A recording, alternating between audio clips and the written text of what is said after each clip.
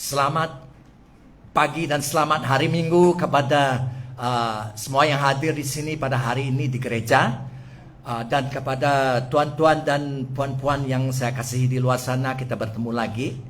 Saya sungguh bersyukur karena boleh bertemu lagi. Ini adalah luar biasa.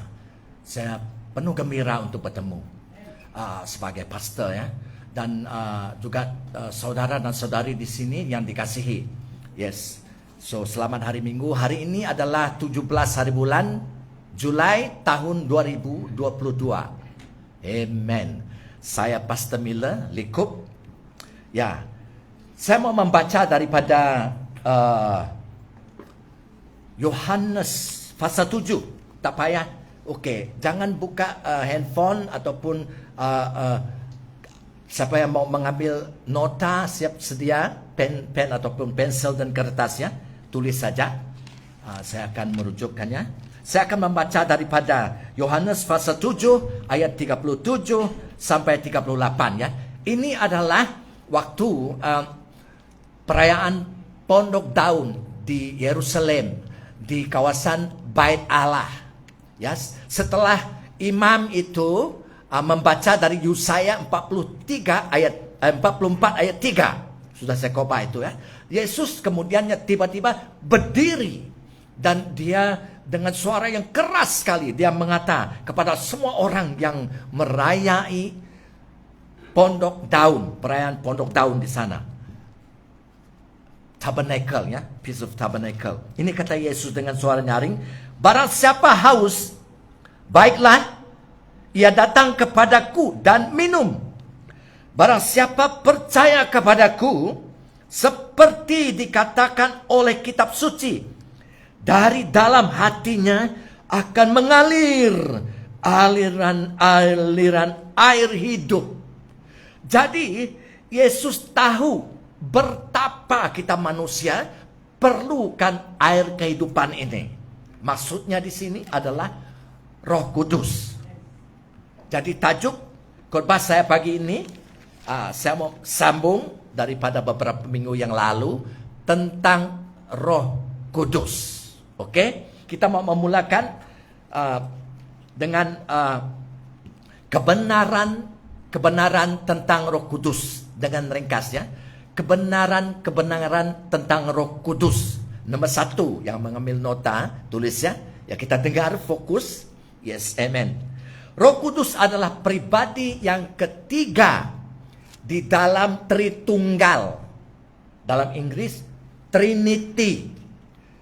Saudara tidak akan menemui bila membaca Alkitab perkataan Tritunggal di dalam Alkitab ataupun Trinity is not in the Bible.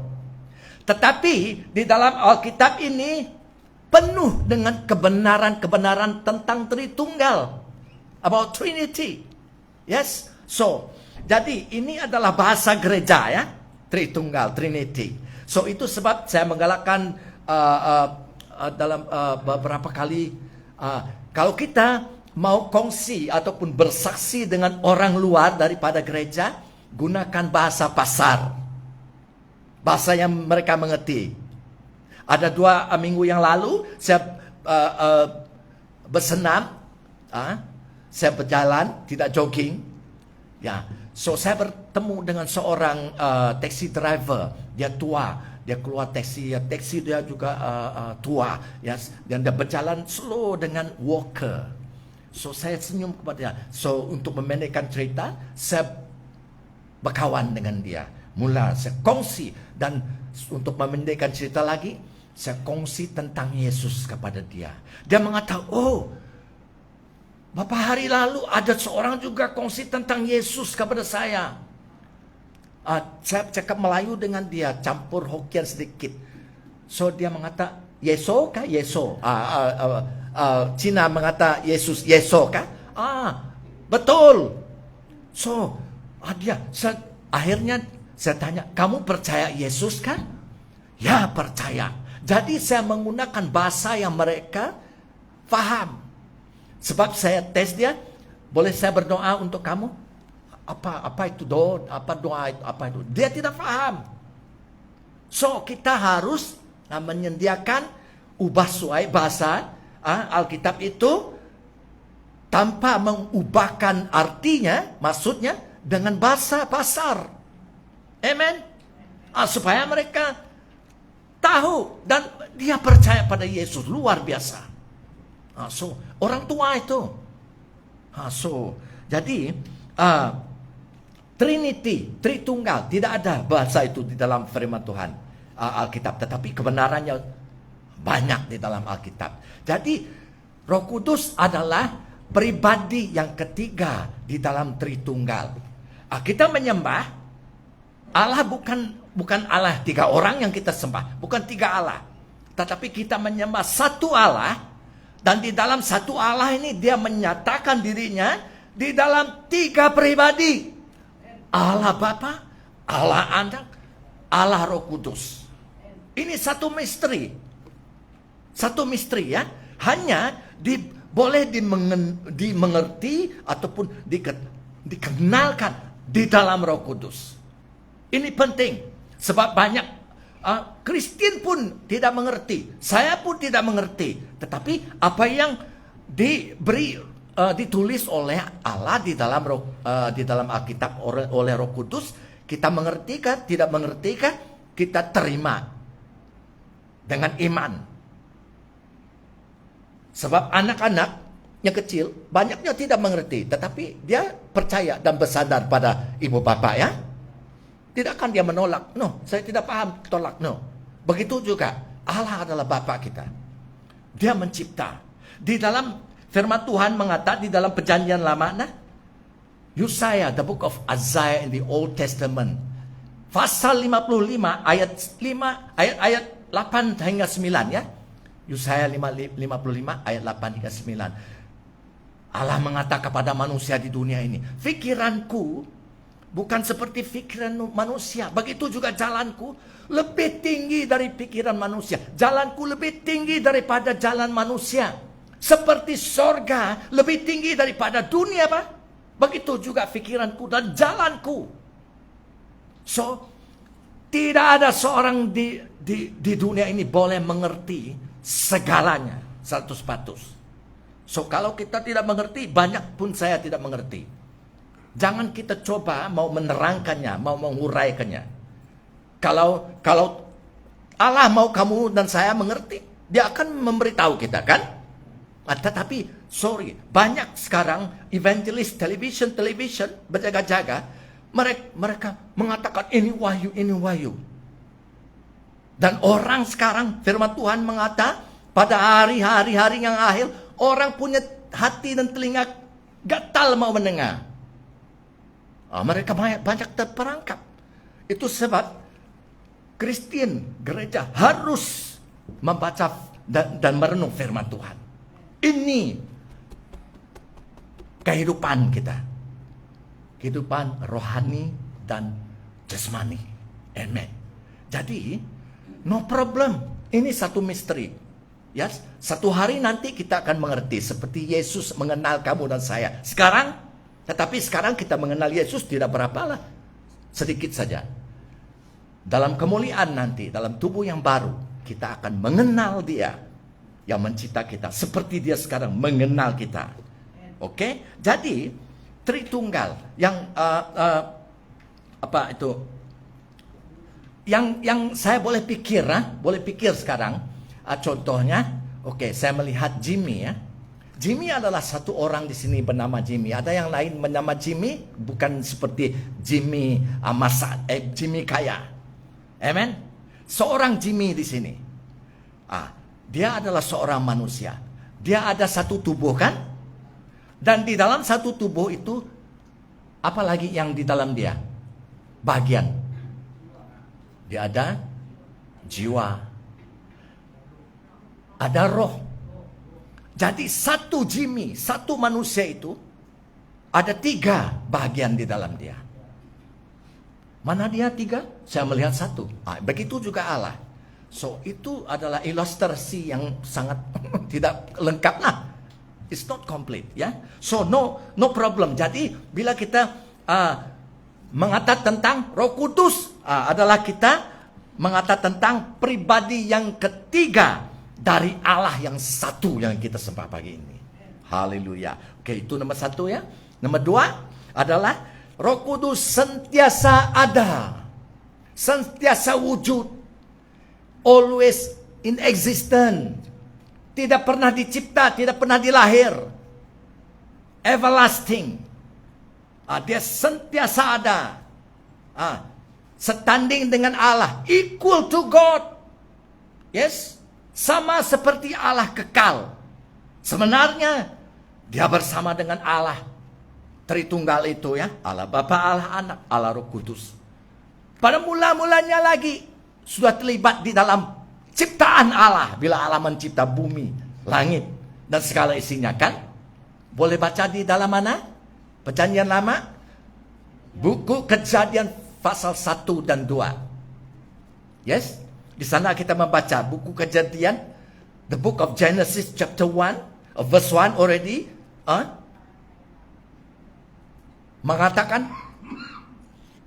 Pada mulanya Allah. In the beginning God.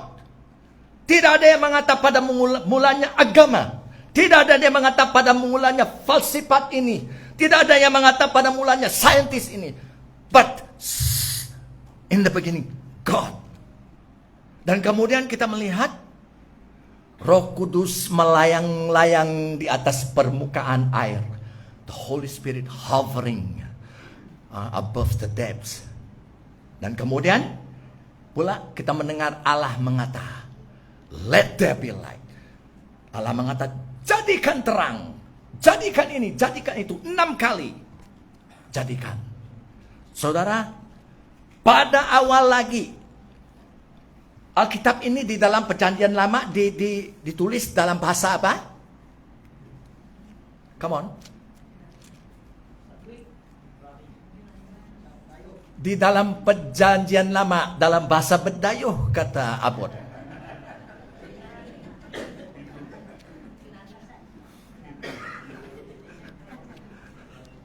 Betul, tetapi bahasa Bedayuh dulu adalah mereka bercakap dalam bahasa Ibrani. Oke. Dalam bahasa Ibrani. Di dalam Kejadian pasal 1 dan pasal 2 itu bila kita membaca di dalam bahasa asalnya, bahasa Ibrani, in the beginning, pada mulanya God. Perkataan God itu adalah dalam bahasa Ibrani Elohim. Di dalam bahasa Ibrani Elohim artinya satu Allah. Dan dalam satu Allah ini ada 3 pribadi. Jadi dari awal-awalnya lagi Allah sudah menyatakan dirinya dalam bahasa Ibrani Elohim. Allah Bapa, Allah Anak, Allah Roh Kudus. Yes. Ketiga yang esa sudah ada bersama. Karena Allah adalah satu. Pada mulanya lagi. Allah mengata, let there be light. Jadikan terang. Allah mengata. Dan terang pun jadi. Siapa yang membuat terang itu? Siapa yang membuat semua yang Allah cipta? Semua yang dikata Allah jadi ini, jadi itu. Siapa yang membuatnya? Siapa yang menjadikannya? Namanya Yesus Kristus. Mesias Yahweh. Yeshua. Yesus Kristus. Di dalam Yohanes pasal 1. Wahyu sudah dinyatakan oleh Roh Kudus kepada kamu dan saya. Siapa yang menciptanya? Allah yang menciptanya. Salah seorang yang menjadikannya. Namanya Yesus. Yakobus, bukan. Yohanes pasal 1. Dan bagaimana Yesus menjadikannya? Dengan kuasa Roh Kudus yang melayang-layang. Di dalam Kejadian pasal 1 itu. So kita melihat. Roh Kudus adalah standing sama, equal to God. Kekal sama di dalam Tuhan. Pribadi yang ketiga di dalam Tritunggal itu. Oke. Kebenaran yang nomor 3 dengan ringkas juga ya. Roh Kudus bukannya sesuatu seperti benda. Ini lampu adalah benda. Kamu tidak boleh manggil ini lampu he, she. No. Itu kata Inggris ya.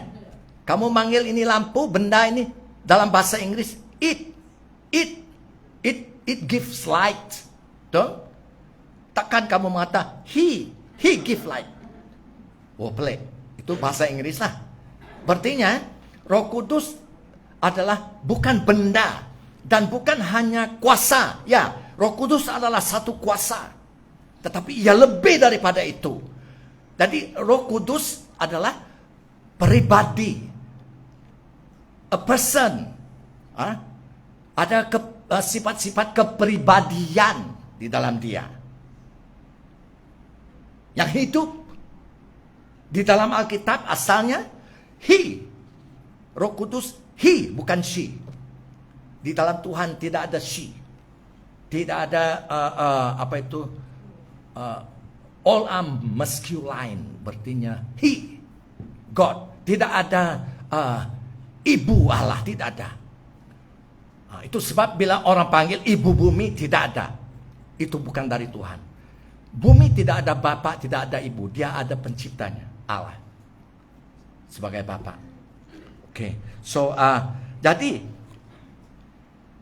Roh Kudus memiliki sifat kepribadian. Berartinya di dalam, saya baca 1 Korintus pasal 2 ayat 11. 1 Korintus pasal 2 ayat 11, saya baca, tulis saja.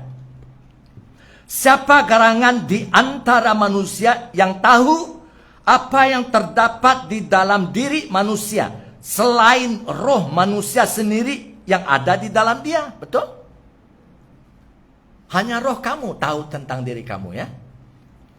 Demikian pula tidak ada orang yang tahu apa yang terdapat di dalam diri Allah selain roh Allah. Amen. Jadi di sini mengatakan Roh Kudus memiliki pikiran. Dia memiliki pikiran.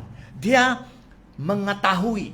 Bahkan firman Tuhan tadi mengatakan dia memahami pikiran Allah Bapa. Dia memahami. Jadi dia adalah satu pribadi. Ada sifat-sifatnya, ya. Dia memahami, dia mengetahui, ya, dia memiliki pikiran. Yes, dan kemudian firman Tuhan juga mengatakan dia memiliki kehendaknya sendiri. He has his will. So Allah ada kehendaknya sendiri, Roh Kudus ada kehendaknya sendiri, Yesus ada kehendaknya sendiri. Wah, bercanggahkah? No, tidak. Semua kehendak Allah, kehendak anaknya Yesus dan kehendak Roh Kudus adalah sempurna, perfect, unity, bersatu, tidak pernah bercanggah. Itu sebab di dalam Injil Yesus mengatakan kepada orang Yahudi di Israel, karena mereka tunjuk di mana dia ini mempelajari semua ini, di mana ini tidak masuk akal, ini susah mau menerima ajaran ini. Yesus mengatakan kepada mereka, saya melihat apa yang Bapa saya buat. Saya mendengar apa yang Bapa saya katakan. Apa yang Bapa kata, saya pun katalah cakap. Apa yang Bapa buat, yaitu Allah Bapa di surga, itulah yang saya buat. Ini adalah contoh yang senang sekali, di mana gereja harus melakukannya. Menyontohi apa yang dikatai Yesus. Kristen, ya, kita yang percaya harus mengatakan apa yang aku mendengar, apa yang Tuhan kata, ajar, apa yang Tuhan kata dari mulutnya keluar, itulah yang aku katakan. Aku melihat Yesus buat begitu, buat begini, itulah yang aku buatkan. Beres. Hebat. Kan kita anak Allah. Tak payah pergi seminar, siapa mau pergi seminar, pergi. Tetapi banyak seminar ini, seminar itu, konvensi ini itu. Masih juga gereja sama. Tidak ada pergerakan, tidak ada kemajuan. Bukan semua. Saya sudah berpuluh tahun tidak pernah pergi konvensi. Saya mengatakan kepada seorang pastor, siapa mana pastor itu, Peter Dirunka. Ya. Sahabat saya. Konvensi saya dengan Roh Kudus. Seperti asalnya. Gereja pertama Bila mereka telah dipenuhi oleh Roh Kudus, tidak ada pergi konvensi ini, seminar itu. Jangan salah paham, tidak salah pergi. Tetapi konvensi itu terus harus menunjuk orang supaya orang percaya dan supaya orang terus mengikut Yesus. Semuanya tentang Yesus. Yes. So kita melihat Roh Kudus ada kehendaknya sendiri. Tidak bercanggah dengan kehendak Bapa dan kehendak Yesus. Di dalam 1 Korintus pasal 12 ayat 11 saya baca ya. Tetapi semuanya ini dikerjakan oleh Roh yang satu dan yang sama. Siapa semuanya ini? Kalau kita mau tahu, kita harus baca ayat-ayat sebelum inilah. Ayat 7 dan terusnya ini mengata tentang karunia-karunia Roh. The gifts of the Spirit. Pemberi Roh Kudus. Oke? Jadi ayat 11 mengatakan, tetapi semuanya ini, karunia-karunia ini ya, dikerjakan oleh Roh yang satu dan yang sama, yang memberikan karunia kepada tiap-tiap orang secara khusus, seperti yang dikehendaknya. Siapa yang memberi karunia Roh Kudus ini? The gift of the Spirit. Who give? The Spirit give lah. Holy Spirit give. Seperti kehendak dia. Jadi, bila dia memberi kamu, ini adalah pemberian yang percuma. Untuk Kristen, untuk mereka yang percaya saja. Kalau mereka belum percaya, mereka tidak memiliki karunia ini. Ini karunia yang diberi Roh Kudus kepada mereka yang memiliki Roh Kudus. Itu sebab pentingnya untuk dipenuhi oleh Roh Kudus. Dan bila Roh Kudus memberi, terimalah. Dan di 1 Korintus pasal 12 ini ada beberapa karunia-karunia Roh. Totalnya 9. Di dalam Efesus pun ada, di dalam buku Roma pun ada lebih 20 karunia-karunia. Roh Kudus memberi. Terima. Tetapi di dalam 1 Korintus pasal 14 ayat 1. Firman Tuhan juga menggalak kita, pursue love and desire spiritual gift. Kerjakan kasih dan inginlah untuk memiliki karunia-karunia Roh. Jadi hanya satu di dalam Alkitab ini, di dalam seluruh Alkitab ini, hanya satu perkara Kristen harus mengingini, harus mau, apa itu?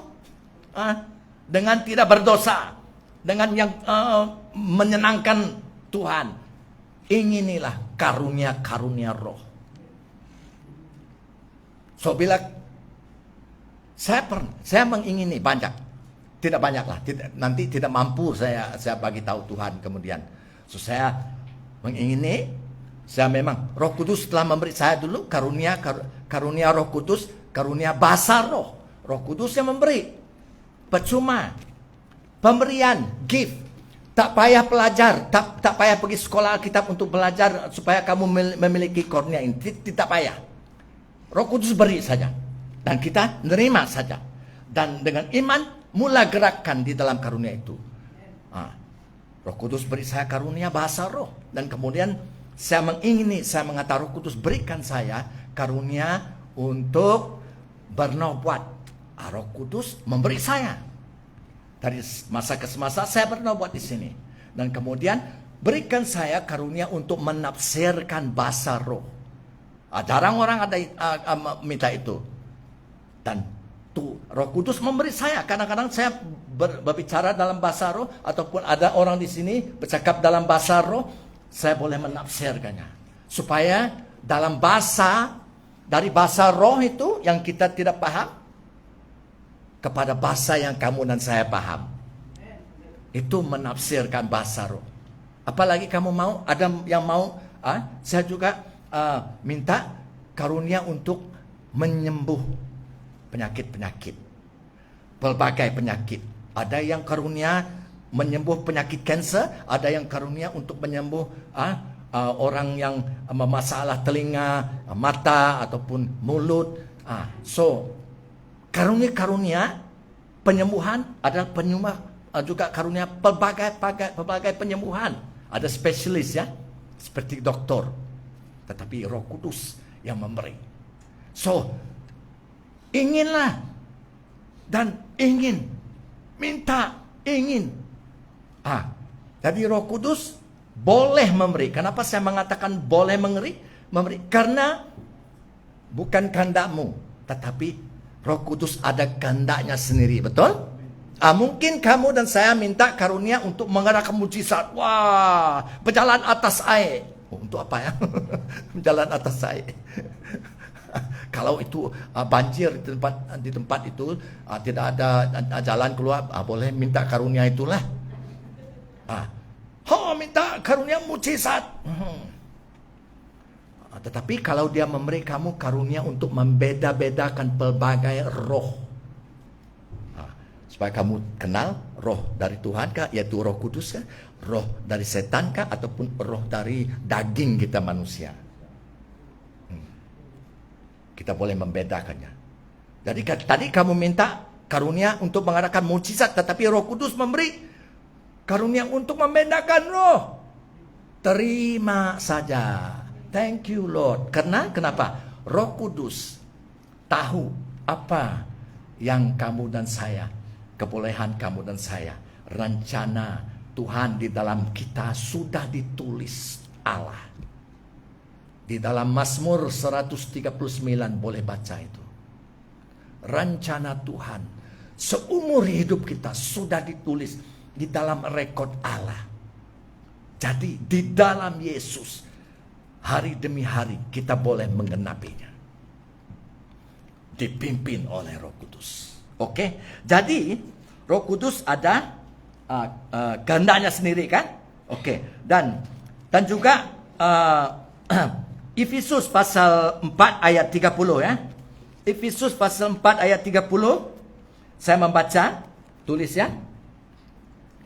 Dan janganlah kamu mendukakan Roh Kudus Allah. Jangan mendukakan Roh Kudus Allah. Ada yang kita menukar Roh Kudus Allah? Tidak ada. Saya tidak percaya. Banyak kita masih melatihkan diri. Termasuk saya, kadang-kadang mendukakan Roh Allah. Tetapi firman Tuhan mengatakan jangan menduka. Pernah menduka ibu bapak? Ataupun pernahkah ibu bapak menduka anak-anak? Semua. Tetapi itu yang baik. Kita tidak mau menduka ibu bapak lah. Kita juga tidak mau menduka anak kita kan? Begitu juga firman Tuhan mengatakan jangan menduka Roh Kudus yang di dalam kamu. Berarti Roh Kudus ada perasaan dan He has feelings, nothing more than feeling.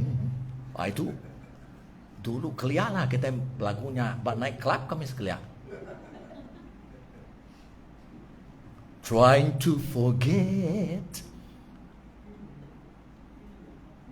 Saya pun forgot. So, feeling.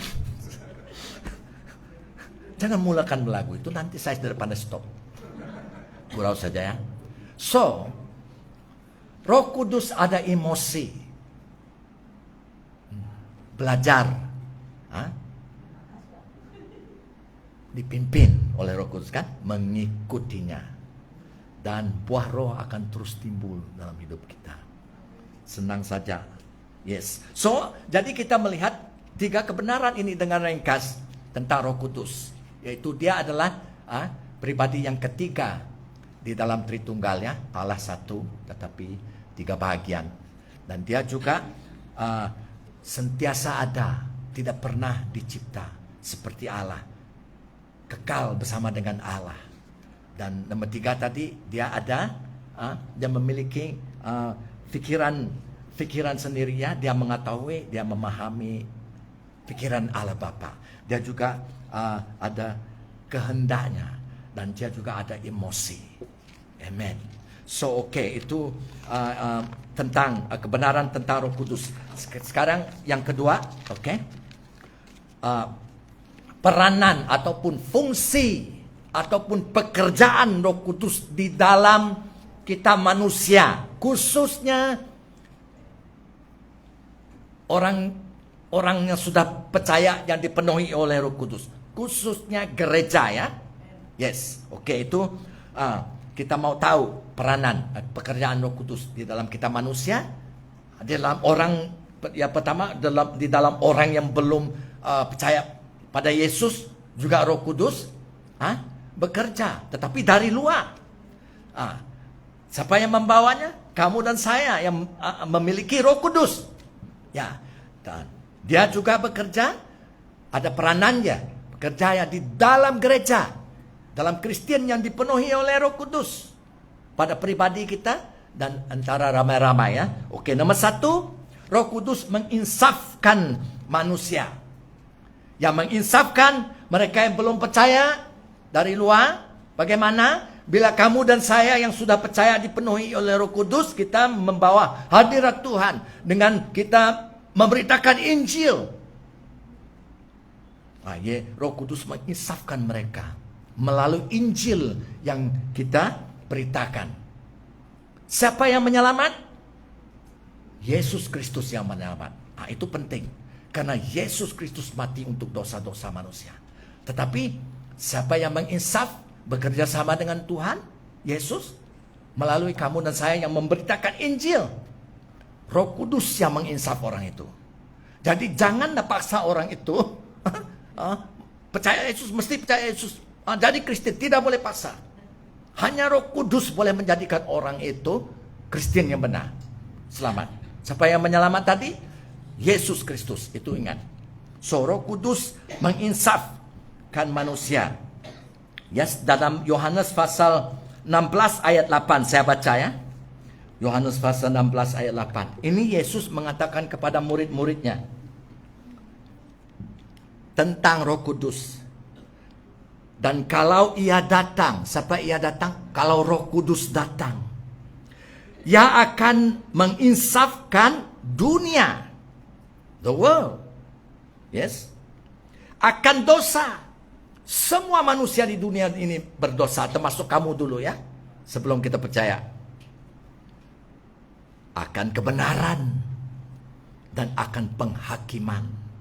Jadi kita melihat di sini Roh Kudus menginsafkan bila kita memberitakan Injil. Di dalam hati orang itu bila dia mendengar Injil, Roh Kudus menginsafkan di dalam hati orang itu supaya di dalam hatinya dia sadar bahwa dia seorang yang berdosa dan perlu penyelamat. Juru selamat karena banyak orang mungkin mereka tahu mereka berdosa. Ada orang pula mengatakan, saya tidak ada berdosa, saya tidak pernah mencuri, tidak membunuh. Tetapi firman Tuhan mengatakan semua orang berdosa. Jadi walau bagaimanapun orang sadar dia berdosa, dia tidak kisah. Seperti saya dulu, I know. Dulu, saya tahu bila saya mati, mana boleh pergi ke surga. Saya tidak mau pergi ke surga dulu. Heran kan? We were ignorant, tidak tahu apa-apa. Sombong. We want to go to hell. Ada tulis. Arrogant, sombong. I am from hell. Wah. Orang yang di dalam neraka tidak dapat keluar. So, Roh Kudus bekerja. Kalau Roh Kudus tidak bekerja, tidak ada orang di dalam perjanjian baru ini sekarang boleh selamat, diselamatkan oleh Yesus. Betapa pentingnya gereja dipenuhi oleh Roh Kudus dan bergerak dan dipimpin oleh Roh Kudus. Perlu. Bukan kita boleh pergi ke konvensi tentang penginjilan tanpa Roh Kudus, kosong. Buang masa. Kita tidak pergi konvensi, kita tidak pergi seminar. Kita memiliki Roh Kudus. Kita ada firman Tuhan. Kamu hebat. Kemuliaan bagi Yesus, amin. Ya. So, kita melihat di sini ya. Roh Kudus menginsaf supaya kita sadar bahwa kita seorang berdosa dan kita perlu penyelamat, ya. Oke. Jadi bila kita sadar kita seorang yang berdosa, kita perlu penyelamat. Karena kita mendengar Injil yang diberita tadi, kita percaya dan kita bertobat, kita percaya, kita selamat. Pada saat itu nama kita di sorga. Amen. Tidak perlu tunggu mati masuk sorga. Sebelum mati sudah di sorga. Haleluya. Jadi setelah kita selamat, oke. Kemudian apa yang terjadi? Kita selamat, kita percaya pada Yesus, kita dimiliki Yesus, kita menjadi murid Yesus. Setelah kita diselamat, kemudian kita perlu menerima Roh Kudus lah, betul? Itu sebab Rasul Paulus di dalam Kisah Para Rasul bertanya kepada orang Kristen di Efesus. Berapa orangnya? Saya lupa. 12 orang. Kurang lebih, ya. Mereka mengatakan mereka Kristen. Sudahkah kamu menerima Roh Kudus bila kamu percaya? Tanya Rasul Paulus. Apa itu Roh Kudus? Dia belum pernah mendengar Roh Kudus. Jadi Paulus menerang pada mereka kebenaran tentang Roh Kudus. Dan mereka menyerah diri untuk dibaptis oleh Roh Kudus, dipenuhi oleh Roh Kudus, dan mereka dipenuhi oleh Roh Kudus. Mereka bernubuat, mereka memuji Tuhan, memuliakan Tuhan dalam bahasa yang baru, bahasa yang diberi Roh Kudus. Yes. So sudah kita selamat, apa yang berlaku? Dipenuhi oleh Roh Kudus, apa yang berlaku? Roh Kudus akan terus bekerja di dalam hidup kita, terus menginsafkan kita seumur hidup. Amen. Sedar ini, karena banyak Kristen tidak sedar. Itu sebab ada yang hari Minggu mau datang ke gereja, mau. Kalau tidak, angin tidak bagus, tidak mau datang. Tidak sedar. Ada tidak Roh Kudus, belum tentu orang itu benar dilahirkan kembali. See? Allah sangat sabar. Time-nya di dalam tangan kita sendiri. Anytime di dunia sekarang ini orang boleh mati bila-bila mana, di mana saja, bila-bila masa.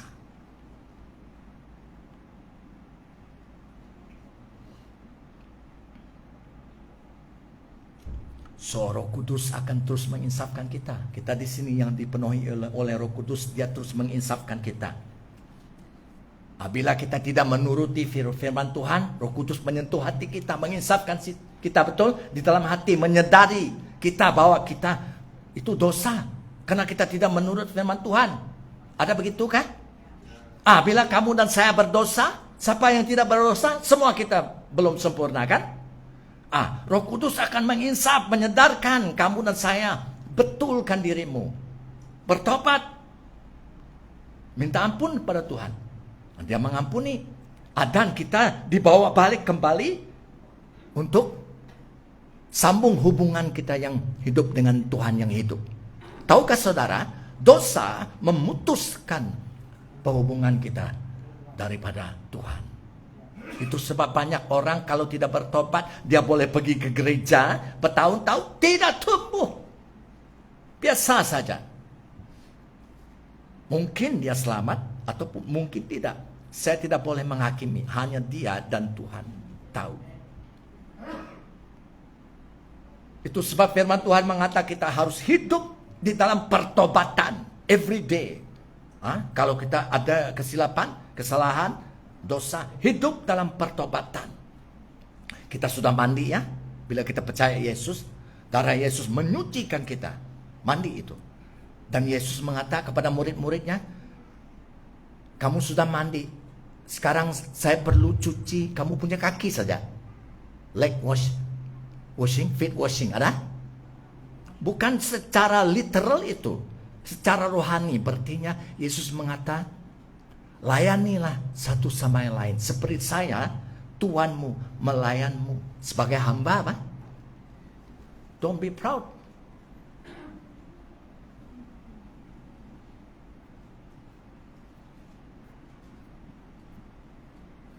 Dia menginsafkan kita bila kita berdosa. Cepat-cepat bertobat. Berapa kali kita minta ampun, kata Yesus? 70 kali 70. Berarti selagi kita berdosa, selagi itu kita bertobat minta ampun. Itu sebab saya seringkali mengata, selagi ada nafas di dalam manusia itu, dia ada peluang untuk bertobat dan masuk surga. That's it. God is good. Amen. So, jadi kita melihat, jangan menolak keinsafan yang datang dari Roh Kudus. Don't reject. Nah, bila kita menolak, tidak peduli, kita hanya melakukan apa yang kita mau, kita sudah dijangkit oleh duniawi, kita mendukakan Roh Kudus. Yes. Di dalam Israel, di bait suci, di dalam Yehikiel, karena Israel berulang kali menentang Allah. Bukan hanya berdosa, menentang Allah, menyembah bahala-bahala lain. Akhirnya Roh Kudus Aikabod keluar dari bait suci Allah, keluar dari rumah Allah, dan dia berbelit sana mengelilingi, seolah-olah dia tidak mau meninggal. Dia tidak mau meninggal, tetapi dia terpaksa. Sampai sekarang tidak ada bait suci. Dan siapa bait sucinya sekarang? Kamu dan saya kan? Rumah Allah. Roh Kudus diam di sana. Amen. Jadi ini adalah cara Tuhan menolong kita supaya kita betul di hadapan Tuhan. Dan Roh Kudus akan terus bekerja, mengerjakan peranannya untuk menginsaf kamu dan saya. Supaya kamu dan saya menjadi indah. Seperti Tuhan yang mencipta itu indah. Amen. Oke, itu jadi nomor 1 tadi ya. Jadi bukannya pastor, bukannya gereja yang boleh membuat seorang itu menjadi Kristen. Bukan. Hanya Injil dan Roh Kudus yang menginsaf. So, no worry. Amen. Kamu dan saya saluran, pancur, nur airnya mengalir. Roh Kudus yang menginsaf. Yes. Oke. Jadi yang nomor 2. Yes. Nomor 2. Sudah kita percaya pada Yesus dan sudah kita selamat dan kemudian kita dipenuhi oleh Roh Kudus. Nomor 2, Roh Kudus itu akan terus menyelamatkan kita. Amin. Dia tidak berhenti di situ. Dia terus di dalam kita itu terus menyelamatkan kita. Memimpin, membangun, membaharuikan kita. Yes, menolong kita dan melatih iman kita di dalam Yesus. He trains our faith in Christ. Supaya bukan hanya membaca, mendengar firman, tetapi melakukannya. Jadi beginilah Roh Kudus terus menyelamat kamu dan saya yang diam di dalam kita itu. Roh Kudus itu. Oke, saya mau membaca daripada 1 Korintus pasal 14 ayat 4 dan 5 ya. 1 Korintus pasal 14 ayat 4 dan 5. Siapa yang berkata-kata dengan bahasa roh? Siapa boleh berkata-kata dengan bahasa roh ini? Katakan. Yang lain kalau belum minta dari Roh Kudus. Ada ingin? Harus ingin kan? Yang indah Tuhan memberi, present. Jangan ditolak, terima. Oke. Sesiapa yang berkata-kata dengan bahasa roh, yang membangunkan dirinya sendiri. So bagaimana Roh Kudus membangunkan kamu dan saya, terus menyelamat kamu dan saya? Dia memberi kamu karunia Roh Kudus. Satu dari bahasa yang common sekali, yang ketara sekali bila orang itu dipenuhi oleh Roh Kudus. Roh Kudus memberi dia bahasa roh. Tidak pernah dipelajari dari Roh Kudus itu. Bahasa sorga. Di dunia ini beribu-ribu macam bahasa, apalagi di sorga. Bahasa malaikat, bahasa Roh Kudus, bahasa pelayan-pelayan di sorga. Bahasa Allah. So, Roh Kudus terus menyelamat dengan memberi kamu dan saya bahasa roh. Saya berdoa, dengan bahasa roh sentiasa. Bila saya memandu, saya berdoa di dalam bahasa roh. Dan begitulah Roh Kudus membangun saya. Kamu mau bangun? Roh Kudus yang membangun. Roh Kudus yang terus menyelamat kamu supaya kita terus selamat dan membangun. Berdoa dalam bahasa roh. Tanpa berdoa dalam bahasa roh, saya tidak dapat berkhotbah. Ini adalah kuncinya Rasul Paulus menerima wahyu dari surga. Siapa yang membawa wahyu itu? Revelation, Roh Kudus kepada dia. Oke. Jadi Titus pasal 3 ayat 3 ya. Titus pasal 3 ayat 3 sebentar ya. Tidak lagi kita akan tamat ya. Ayat 3 sehingga 6 tulis ya. Titus pasal 3 ayat 3 sehingga 6. Ini Rasul Paulus yang diurapi oleh Roh Kudus menulis surat ini sebenarnya dari Roh Kudus kepada pelayanan Titus ya. Karena dahulu kita juga hidup dalam kejahilan. Kejahilan di sini adalah kebodohan. In foolishness itu adalah hidup kita dulu. Apa yang kita laku? Tidak taat, sesat, menjadi hamba berbagai-bagai nafsu dan keinginan, hidup dalam kejahatan dan kedengkian. Kedengkian is envy, keji, saling membenci. Tetapi ketika nyata kemurahan Allah, yaitu juru selamat kita Yesus Kristus lah. Juru selamat kita dan kasihnya kepada manusia. Pada waktu itu dia, yaitu Yesus Kristus juru selamat ya, menyelamatkan kita. Bagaimana? Bila kita bertobat dan percaya. Bukan karena perbuatan baik yang telah kita lakukan. No, bukan karena kamu dan saya baik. Tidak ada kaitan dengan baik ataupun jahat. Semua manusia ada dosa. Dia menyelamatkan kita. Tetapi kenapa dia menyelamatkan kita? Untuk apa? Sebab apa sebabnya menyelamatkan kita? Ini. Tetapi karena rahmatnya. Rahmatnya di sini dalam bahasa Inggris, because of His mercy. His mercies. Ada lagu itu. The steadfast love of the Lord never ceases. His mercies never come to an end. They are new every morning. New every morning. Great is thy faithfulness, O Lord. Karena rahmatnya, because of His mercy. Haleluya. Oleh pemandian kelahiran kembali, Dia menyelamat kita oleh pemandian kelahiran kembali. Permandian dari perkataan mandi, bersihkan, darahnya menyucikan kita. Waktu kita bertobat dan percaya pada Dia. Dan oleh pembaharuan yang dikerjakan oleh Roh Kudus. So di sini kita melihat Roh Kudus terus menyelamat kamu dan saya karena Dia masih di dalam kamu seumur hidup kita sampai kita ke surga. Yes. Terus memimpin, membangun, membarui kita. Itu adalah Roh Kudus supaya kita terus selamat. Amen. So itu nomor 2 tadi. Yes. Dan nomor 3 adalah lastnya peranan, yaitu pekerjaan Roh Kudus di dalam kita Kristen sekarang. Ya. Nomor 2 tadi, dia terus menyelamat siapa? Kristen yang dipenuhi oleh Roh Kudus.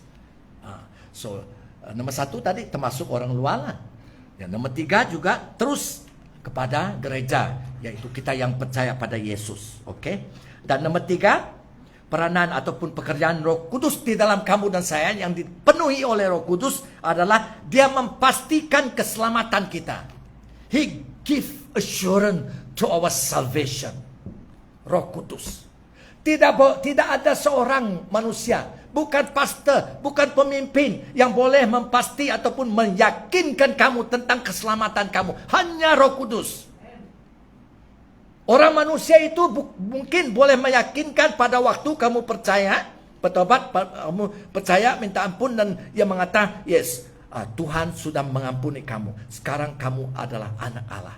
Pada saat itu, karena pemimpin itu, karena penginjil itu meyakinkan kamu, kamu yakinlah.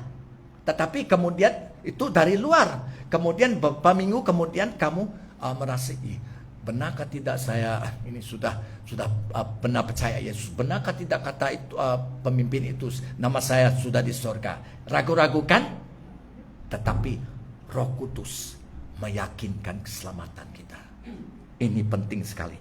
Dalam Roma pasal 8 ayat 15 dan 16 saya baca ya.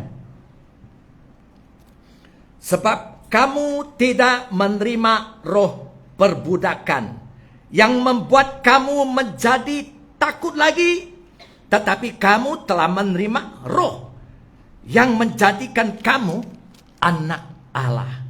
Oleh roh itu kita berseru, ya Aba, ya Bapa. Roh itu bersaksi bersama dengan roh kita bahwa kita adalah anak-anak Allah. Roh Kudus meyakinkan Kristen, murid Yesus, semua yang percaya, kita masing-masing adalah anak-anak Allah. Di dunia ini kita boleh mendengar banyak suara di dunia ini ya. Kadang-kadang selalunya kita mendengar suara kita sendirilah, apa yang kita pikirin. Kita mendengar ya, banyak di dalam pikiran itu. Ada yang baik, ada yang tidak baik. Dan di luar kita juga boleh mendengar banyak suara. Suara musuh, suara iblis, Roh Kudus. Dan itu boleh mendatangkan kesan yang buruk di dalam hidup kita. Dengan iman kita. Boleh mendatangkan keraguan. Pernahkah kita di sini, bila kamu baru dilahirkan kembali, bila baru percaya pada Yesus, wah kamu happy ya, sungguh sukacita. Kemudian berapa minggu ataupun bulan kemudian kamu merasai, benarkah tidak saya nama saya di surga? Benarkah tidak saya sudah diampun dosa saya? Saya pernah merasai itu bila saya mula-mula percaya pada Yesus. Kemudian setelah saya dipenuhi oleh Roh Kudus meyakinkan saya. Dan yang confirmnya, yang menetapkannya, firman Tuhan di sini. Pernahkah kita di sini bila kita buat berdosa ya, kita berdosa, kita silap, kita bertobat, kita minta ampun dari Tuhan, ampun saya, dan Tuhan mengampun. Tetapi masih juga merasa bersalah. I still feel guilty, masih bersalah. Membebankan. Tidak boleh buat apa-apa karena masih merasa bersalah. So, siapa yang membuat kamu dan saya merasa bersalah itu? Roh Kudus?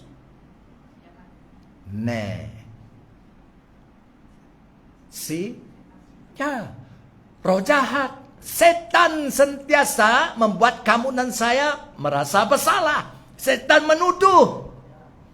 Tetapi Roh Kudus di dalam kita tidak memaksa, tidak menuduh, tidak membuat kamu dan saya merasa bersalah. Hanya menginsafkan kamu, convict you, supaya kita membetulkan keadaan kita, ya, dan bertobat, minta ampun, dan kembali bersambung dengan Allah. Dan kita bersukacita. Karena keyakinan datang dari Roh Kudus. Bukan dari pastor, bukan dari pemimpin itu. Dari dalam. Luar biasa ya. Jadi kita melihat di sini. Ini adalah salah satu pekerjaan Roh Kudus di dalam hidup semua Kristen yang dipenuhi oleh Roh Kudus. Ya, terus meyakinkan keselamatan kita sampai kita bersama Tuhan. Saya pernah mendengar atau dulu saya lupa tune-nya, ada satu lagu apa itu? Blessed Assurance. Ada dengar itu Blessed Assurance? Macam mana tune-nya?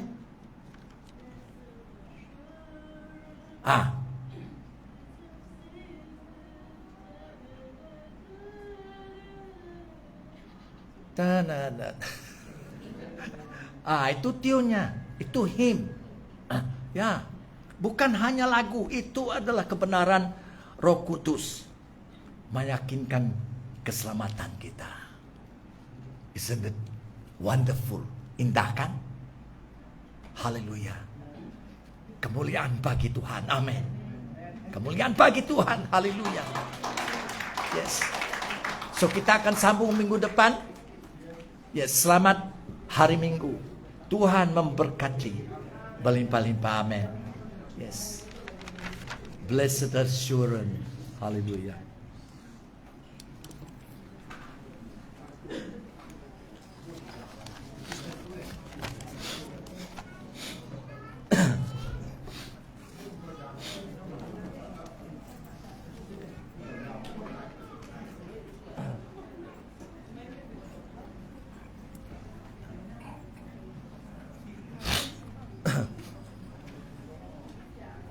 Just off it manually. Kadang-kadang nyak jam.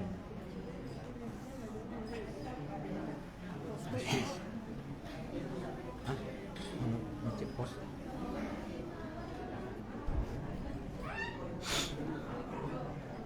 If not, you off first, later on again. I used to do that.